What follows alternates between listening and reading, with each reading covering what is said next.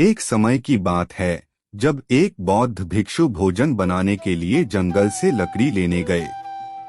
तभी उन्होंने कुछ अविश्वसनीय देखा।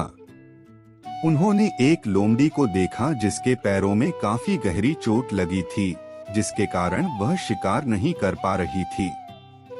लेकिन फिर वह काफी स्वस्थ प्रतीत हो रही थी। उसने सोचा कि आखिर इस हालत में ये लोमड़ी जिंदा कैसे है। भिक्षु अपने विचारों में खोए जंगल की ओर बढ़ रहे थे। तब उन्होंने कुछ हलचल सुनी। उन्होंने अपने पीछे एक शेर को आते देखा। शेर देखते ही वह तुरंत पेड़ पर चढ़ गए और वहां से देखने लगे। शेर ने एक हिरन का शिकार किया था और उसे अपने जबड़े में दबाकर लोमड़ी की तरफ बढ़ रहा था। उसने लोमड़ी पर हमला नहीं किया, बल्कि उसे खाने के लिए मांस के टुकड़े भी दे दिए।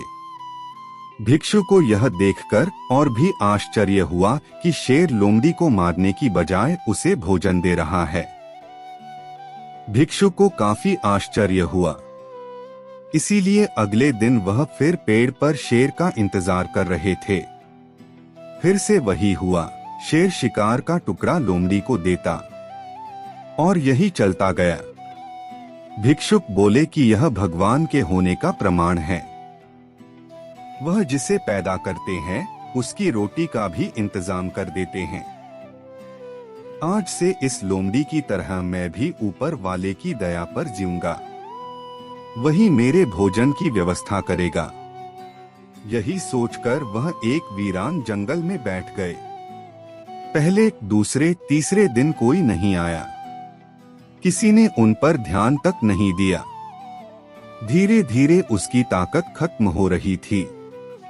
वह चल फिर भी नहीं पा रहे थे।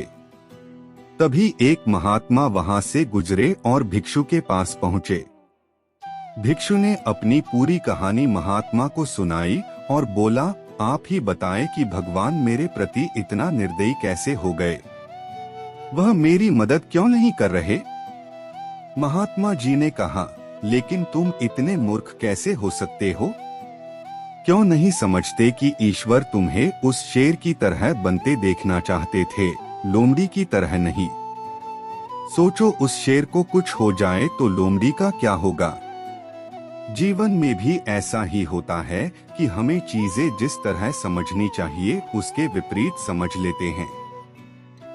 हम सभी के अंदर कुछ न कुछ ऐसी शक्तियां हैं जो हमें महान बना सकती हैं।